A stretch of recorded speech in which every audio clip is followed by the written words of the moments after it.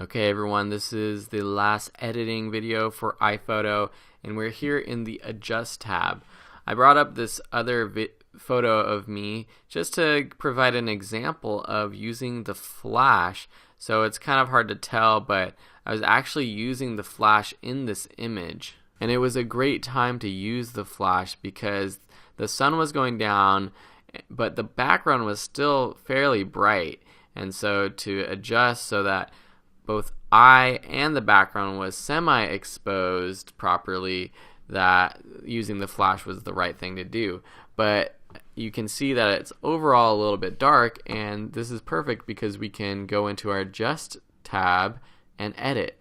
So going from top to bottom, we have this histogram, which is the visual representation of the light and dark tones, and we can edit the mids, the highlights, and the darks using these sliders. So dragging these from left to right will affect the separate portions of the photo, but you can already see that by just editing in iPhoto, it's not as good as editing in Lightroom. It just doesn't work as well.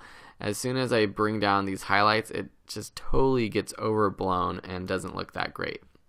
Below you have just your overall exposure, so I can increase or decrease the exposure. So maybe I just want to increase just a little bit. Contrast, you can add a little bit of contrast. And one thing, when you increase your exposure, you lose a little bit of your contrast overall. So by increasing exposure and then increasing contrast, it kind of balances it out. Rather than having something that looks a little bit flat, you can have something a little bit more punchy. Saturation, again, is going to increase the colors and the vibrancy of those colors. And it has this cool little checkbox that says avoid saturating skin tones, and you can see it really works. If I drag that all the way up to 100 and then click the avoid saturating skin tones, it doesn't saturate my skin as much. And they figured out with their formulas that the skin tones are this certain color, and so it won't saturate those. But I think saturating this photo with that checked looks pretty good.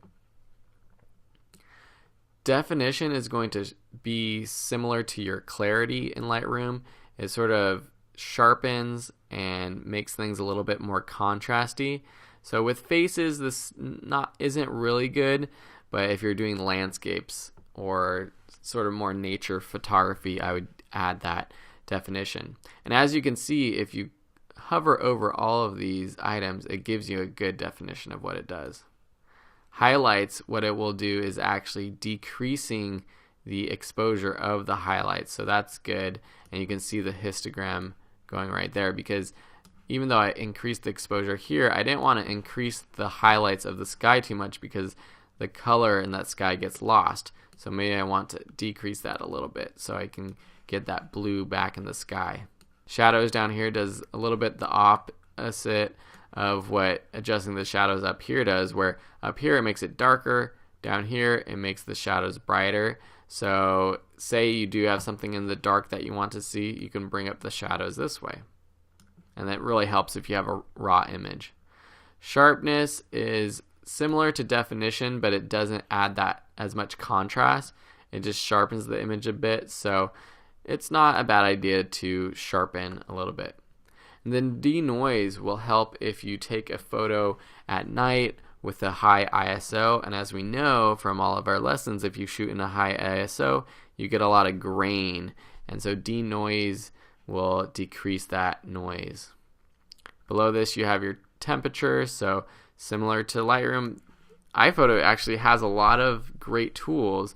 It just doesn't seem to do it as well as Lightroom, but still you can make your photos warmer, cooler, you have a tint, or you can use the eyedropper right here to select a color and white balance it that way. So you want to make sure that you select something that is white in your image and white balance it that way. If I choose something green, it's not going to look good at all. So you have to click something that's white.